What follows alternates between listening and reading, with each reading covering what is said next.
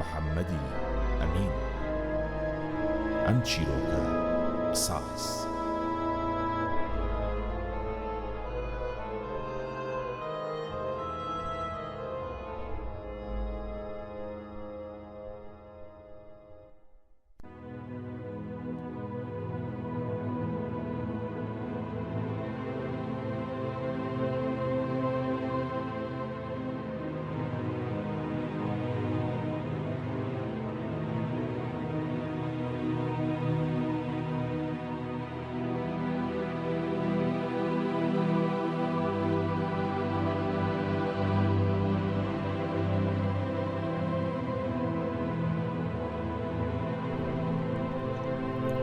سڵاو لە هەڵبژارتەی حەزرەتی حەق.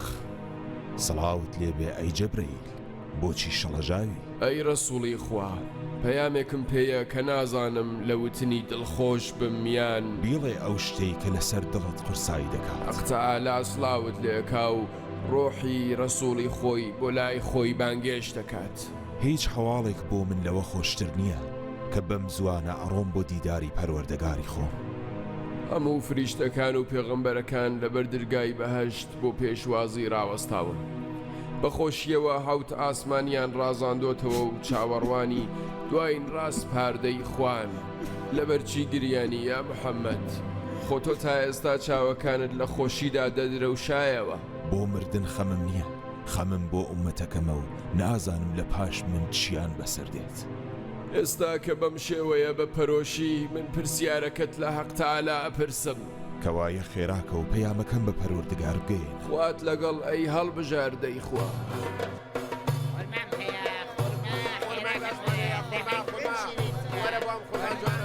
ئەمڕۆژ بۆ نوێژی بەیانی تەشریفی نهێناوە بۆ مزگەوت.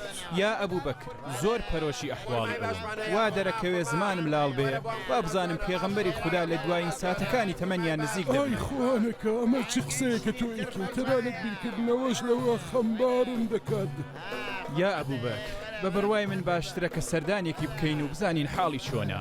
پێشنیارێکی زۆر جوانە، با خێرا بڕۆین بۆ. ئەو دوو کەسە سەلمان و عەمار نین وا خەریکن دێن بەرەو ئێمە؟ بەڵێ بە خۆیانن. سڵاوتان لێبێ هاوڕێیانی بەڕێز. سڵاو لە تۆ سەلمان، سڵاو لە تۆش عەمار. سڵاوی حەق تەعالا لێوە. سڵاوی خوش لە ئێوە بێ ئەی هاوڕێیانی خۆشەویست. ئەوە بۆ کێ دەچوون؟ ئەم کیتەڵەیە دەربانێکی تێدایە کە دەمبرد بۆ لای ڕەسووڵی خوا تا تۆزێک ئازارەکەی هێور بکاتەوە. منیش لەم گۆزەڵەیەدا نەختێ شیرم دەبرد بۆ ماڵیان تا بیکەمە بیانوێک بۆ دیداری پێغەمبەری خوددا. هەڵکەوتێکی سەیرە، ئێمەش دەبان هەویست بشین بۆ دیداری جەناب. بەڵێ بەم شێوەیە گونجاوترە، کاتێک کە هەمومان پێکەوە ببینێت زیاتر خۆشحاڵ دەبێ و پێی خۆش دەبێت. کەوایە ڕامەوەستن. فەرموندەی فەرموو. دۆستان، هەواڵتان لە عەلی کوڕی ئەبی تالب نییە؟ لە مێژە چاوم پێی نەکەوتووە. ئەو جێگایی من بزانم لەو کاتەوە کە ڕەسووڵی خوا نەخۆش کەوتووە، ئەلی هۆشی پێیەتی و ئاگاداری لێکات. بەجێی ناهێڵێت مەگەرەوەی بڕوا بۆ خوێندنی نوێژ. دەڵێن شەو ڕۆژی خۆی تەرخانداوە بۆ چاودێریکردن لە ڕەسوولی خوددا. خۆی گەورە عەلی و فاتمە بۆ ئێمە بپارێزن. هاوڕێیان، باشتر وایە پەلە بکەین باز و تر بگەینێ. بەڵێ فەرمون با بڕۆین. دەی با بڕۆین، فەرموو. خێرا بڕۆن با بتوانین نوێژەکەمان لەگەڵ ئەو بخوێنین.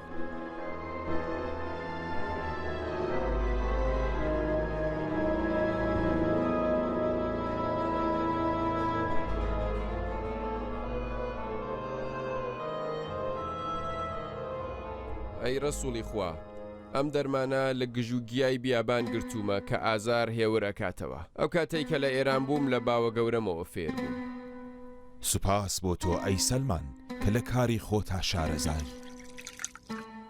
فەرموون یا عەلی، ئەگەر ڕەسوولی خوددا قومێک لەم شیرە بخواتەوە، دەرد و ئێش لە گیانی پیرۆزی دەرەچێت. لەوە ئاچێت هاونشینی لەگەڵ سەلمان تۆشی وەک خۆی کردوێتە حەکیمێکی لە هاتوو ئەی عەمار. ئێنس بەتانەوە قساکەی؟ داوای لێبوردنتان لێ یەکەم. گاڵتەم کرد تا جارێک کە پێکەنین لەسەر لێوی مبارەکی پێغەمبەری خوددا ببینم. ئەم چەند ڕۆژەوە نەدەهاتن بۆ مزگەوت زۆر تاسەمان کردبوون. ئێوە بە هاتنتان زۆر دڵخۆشتان کردە. ئەی ئەبوزەر لەکوێیە؟ ئەو لە نێوانتانە نابینم. بەم حاڵە نەخۆشەشتەوە هەواڵی خەڵک دەپرسی بە قوربان تاوێکیش دەبی ئیسلامەتی خۆتدا بە یا رەسوڵ الله. ئەبوزەر دوای نۆژی بەیانی چوو بۆ سەحرا هەتاکو دار کۆکاتەوە پێش تاریکان خۆی دەگەێنێتەوە. ئەمە ویست قسەیەکتان لەگەڵ بکەم.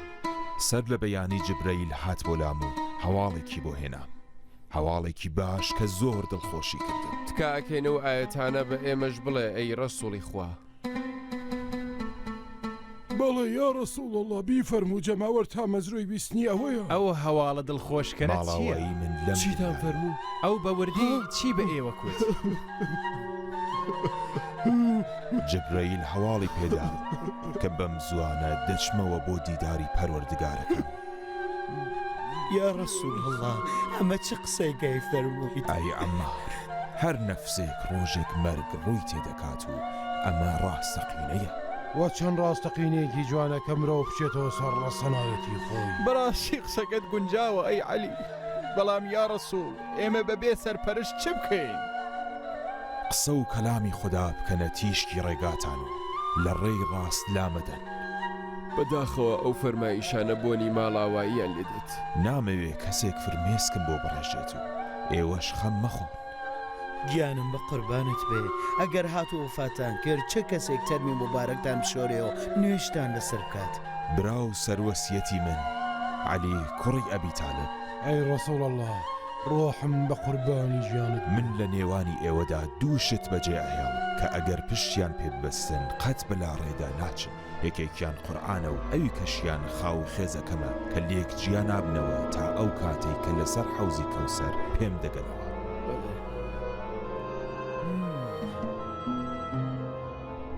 بەلال چی بوو؟ یا عەلی من تاقەتی دووری لە پێغەمبەرم نییە. لەسەرە خۆ بە ئێمە بەویستی خوا هاتوین و بەویستی ئەویش دەگەڕێنەوە لای. من بەبێ ئەو هەست بە هەتیوی ئەەکەم. لەسەرە خۆ بە و بچۆ خزمەت ڕەسوڵی خوا کە چاوەڕوانی تۆیە. هەر ئێستا ئەڕۆم بۆ دیداری. خوایە ئەزانم سەبر لای تۆ زۆر جوانە، بەڵام نە لە مردنی ڕەسوڵەکە نە لە جیاهی لە ڕەسوڵی خوا کە بەڕاستی دڵتەزیێنە. خوایە یارمەتیم دە و سەبرم پێ. ئیشێکت بە من بوو یا ڕەسوڵ الله. بەڵێ بڕۆ بۆ مزگەوت و بانگ بدە و هەمووان ئاگادار بکە. بانگ لەم کات و ساتەدا خەڵک لە مزگەوت کۆبکەنەوە کە قسەیەکی گرنگم هەیە بۆیان. گەورم شتێک ڕووی داوە؟ کارێکی گرنگە سەلمان.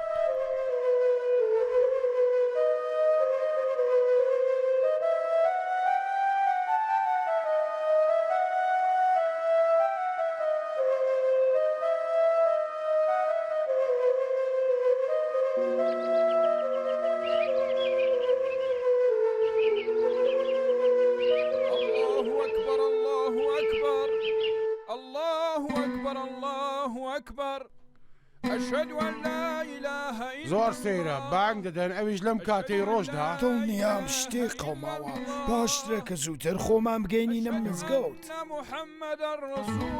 دەنگی بانگە، بەڵام بۆچی خۆشتا خۆت نەگەیشتنەوە ڕاستی ئاسمان؟ ئەی هاوار لە ماڵت ئەبوزەر، دەنگی ئەم بانگە پیرۆزە بیستیت و بەم شێوە سەرقاڵی کاری دنیایی تەخێر؟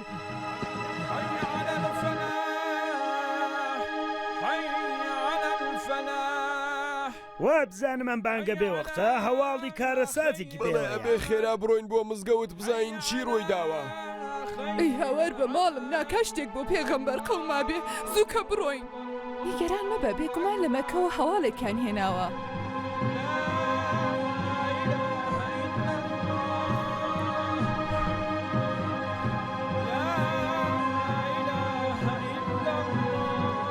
بەلال چی بووە کە خەریکی بانگە دێ؟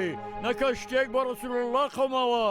ڕەسوڵی خوا کارێکی زۆر گرنگی بە خەڵک بوو. ئەوە بوو کە داوای لێکردم خەڵکەکە ئاگادار کەمەوە. کەوایە بەلال وەرە خوارێ با پێکەوە بڕۆین بۆ خزمەتی ڕەسوڵ الله. ئینا لله وئینا ئیلەیه ڕاجعون. ئەی ئیمانداران، سەر لە بەیانی هەواڵی دیداری حەق تەعالایان پێدام و ئەمە دوایین جارە کە من لێرە لەگەڵ ئێوە قسە دەکەم. هەر کەسێک کە ئیمانی بە ئیسلام هێناوە سڵاوی منی پێ بگەێنن، لەگەڵ بەندەکانی خوددا دڵۆڤان بن و کەلام و قسەی خوددا بکەن بە تیشکی ڕێگاتان تا ڕزگار و دەرباز بن، لەگەڵ ژێردەستەکانتان بەڕەحم بن و لە پەرستنی پەروەردگار کەم تەرخەمی مەکەن. ئەی هاوڕێیان، من پێغەمبەرێکی چۆن بووم بۆتان؟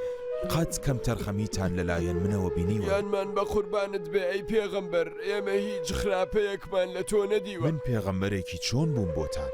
بەڕاستی چەرمەسەرێکی زۆرت کێشاوە یا ڕەسوولەڵڵا، من بە چاوی خۆم دیم کە لە شەڕی ئوحود هەتا ئاستی شەهادەت شەرتان کرد. خدا باشترین جەزای بەخێرتان بداتەوە. ئەزانن من بۆچی ئێوەم لێرە کۆ کردوتەوە؟ پەروەردگار حکمی کردووە کە لە زوڵمی هیچ زاڵمێک خۆش نابێت و ئێستا منیش پێویستێکم بە ئێوە من ئێوە سوێن ئەدەم بە خوددا. هەر کەسێک مافی بەسەرمەوە هەیە یان بە ناحەق زوڵمێکم لێ کردووە یا مافی خۆی بسێنێتەوە یان لێم خۆش بێت. هەر ئەمڕۆ و هەر لەم شوێنە، چونکە قیساس لەم دنیاەدا زۆر حاسانترە لە قیساسی ئەو دنیا. ئەمە چ قسەیەکە یا ڕەسوول؟ هیچ کەس مافی بەسەر تۆوە نییە. گیان و ڕۆحمان بە قوربانت بێ، لەم دنیادا هیچ کەس بەڕادەی ئێوە بۆ ئێمە بەڕێز نییە کە بەڕاستی مافی باوکیەتیت بەسەر. جارێکی تریش ئەڵێم ئەگەر مافێکتان بەسەرمەوە هەیە ئەمڕۆ بیسەنەوە، مەیخەنە ڕۆژی پەسڵان کە من تااقەتی ئازارکێشانم نییە. کەسێک هەیە؟ من هەم یا ڕەسوولەڵڵا. من سواد کوڕی قەیسم یا ڕەسوولەڵڵا. من مافێکم بەسەر جەنابتەوە هەیە، جارێکیان بە ناحەق گۆشانێک کرد لە من داوە. بەسەرهاتەکەی چۆنە؟ چەند ساڵ بەر لە ئێستا کە لە تایب دەگەڕایتەوە بەسەر وشتەکەی خۆتەوە سوار بوویت، من لەگەڵ جەماعەتێک هاتبووم بۆ پێشوازیتان، هەروە کە وشتەکەت یەخی خوارد و ئێوە خەریکی دابەزین بوون. نازانم چۆن بوو کە لە ناکاو گۆچانەکەت کەوت لە شانی من و ئازارێکی زۆرم پێگەیشت. نازانم بەم قەت لە منتدا یاکو نا. سوێن بە پەروەردگار کە بە ئەنقەس لێم نەداوی. ئێستا بڵێ بزانم قیساسم ئەکەیت یان لێم خۆشە بیت؟ ئەگەر لە عەداڵەت ئەگەڕێیت خواستی من قساسکردنە. ئەی بەلال، بڕۆ بۆ ماڵمان و گۆچانەکەم بۆ بێنە. بەڵام یا ڕەسوولەڵڵا، ئەوەی کە وتم بیکە تا درەنگ نەبووە.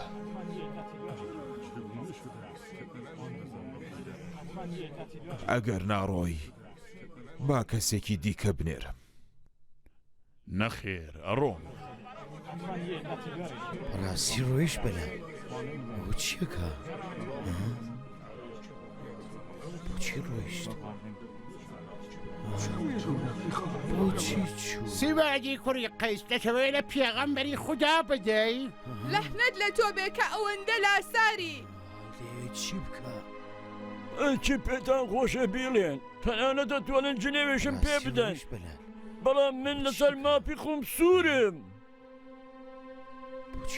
ئەی عەلی تۆ ئەڵەی چی بکەین؟ چاوەڕوانی گەڕانەوەی بلال دەبێنینەوە. چی ئەڵەیت عەلی؟ ئەو ئێوێ بە گۆچان لە ڕەسووڵی خوا بدات. هەوار بلال خەریکە دێت.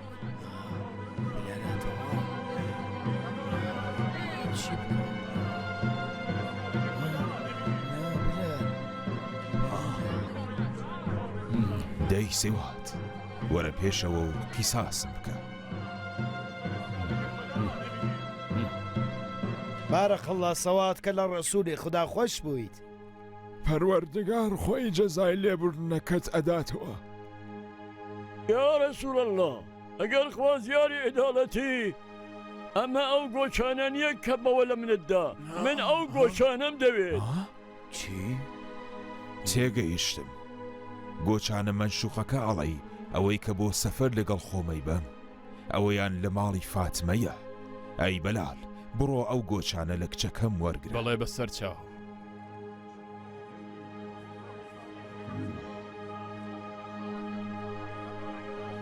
سەوات، کوا لێ بردوویەکەت؟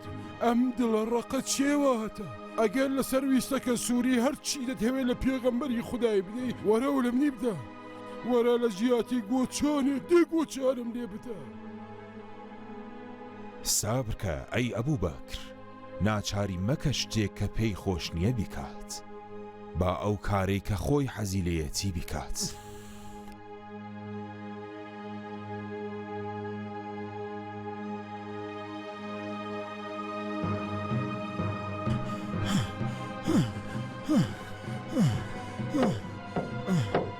کێیە؟ بەلالم سڵاو لە کچی ڕەسوڵ الله. سڵاو لە تۆ ئەی بەلال، چ قەوماوە؟ لەلایەن پێغەمبەری خودداوە هاتووم تا گۆچانی مەمشوقەکەیان بووە بەرم. بابم بە چ مەبەستێک ئەو گۆچانەی دەوێ؟ لە پاش بەسەر هاتەکەی دوێنە شەو ڕەسوڵ الله فەرموویان کە خەڵک لە مزگەوت کۆ بکەینەوە، بەڵام لەوێ بابەتێک هاتە پێش کە باسەکەی درێژە. باشە لێرە ڕاوستە تا گۆچانەکەت بۆ بێنم، خۆشم لەگەڵت دێم، لە ڕگادا بە تەواوی بۆم شی بکەوە بزانم چ قەوماوە. بەسەر چاو.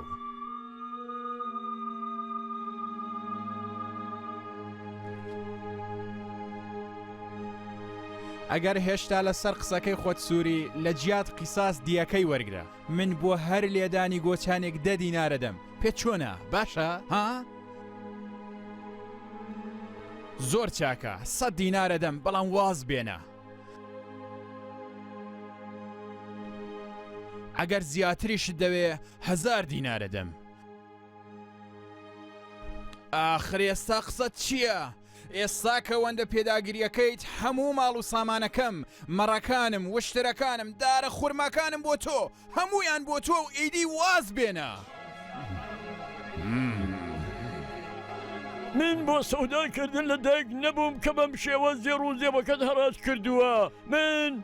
من لەگەڵ پێغەمبەری خوددا مەعاملەی ئەو دنیا دەکەم و ئەمەوێ هەر لێرای جێبەجێ بکەم. ئێستا کە لە زمانی بنیادەم تێناگەی، ئێستا بە زمانی شمشێر لەگەڵت قساکەم. لێی گەڕێ ئەی ئینس، بێڵە با مافی خۆی وەرگێتەوە. من ترسم لە زەرپەی قامچی سوات نییە، لە ئاگری دۆزەخ ئەترسم. شەرمەزارە بم لەوەی کە لە ڕۆژی پەسڵان لە بەرچاوی فریشتەکان و پێغەمبەرەکان عەزاب بدرێم.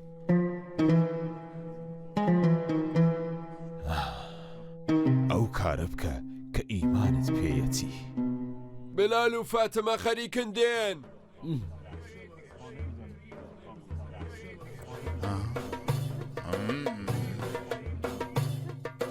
ئەتەوێت لە ڕەسوولی خوددا بدەی؟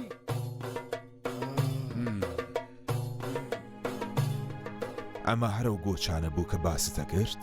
بەڵێ خۆیەتی، بەڵام کارێک ماوە. ئەو ڕۆژە کە تۆ لە منەتدا شانی من ڕوود بوو، بەڵام ئەمڕۆ تۆ ئاباد بەسەر شانەوەیە.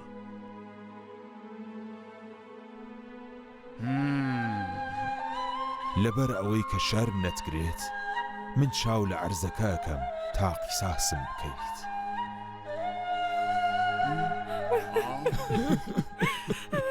سوات بۆ خاتری خوددا واز بێنە.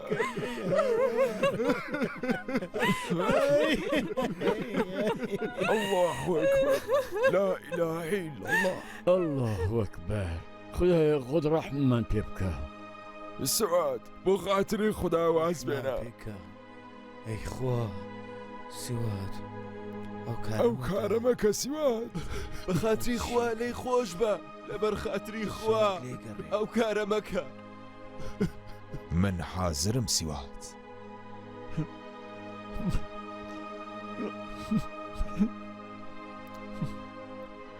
ئافرین سوات، ئافرین. یا رسول الله، قەت ئەو ڕۆژە نەیە کە بەمەوێ زەربەیەک لە جەنابەت بدەم. 100,000 جار گیانی من بە قوربانی تاڵەقژێکی تۆ بێت. ویستی من هەر ئەوە بوو کە بتوانم شانی پیرۆزی تۆ ماچ بکەم و لە ترسی ئاگری جەهەنەم هانادێنم بۆ تینی ئامێزی جەنابەت. سیوادی کوڕی خەیس، قیساسم ئەکەی یان لێم خۆشە؟ سوێن بە پەروەردگار، بە دڵ و بە گیان لێت خۆش دەبم. دڵخۆش بە کە بە ئامانجەکەت گەیشتی. ئەی پەروەردگار، لە سوات خۆش بە، هەر بەو چەشنەی کە ئەو لە پێغەمبەرت خۆش بوو.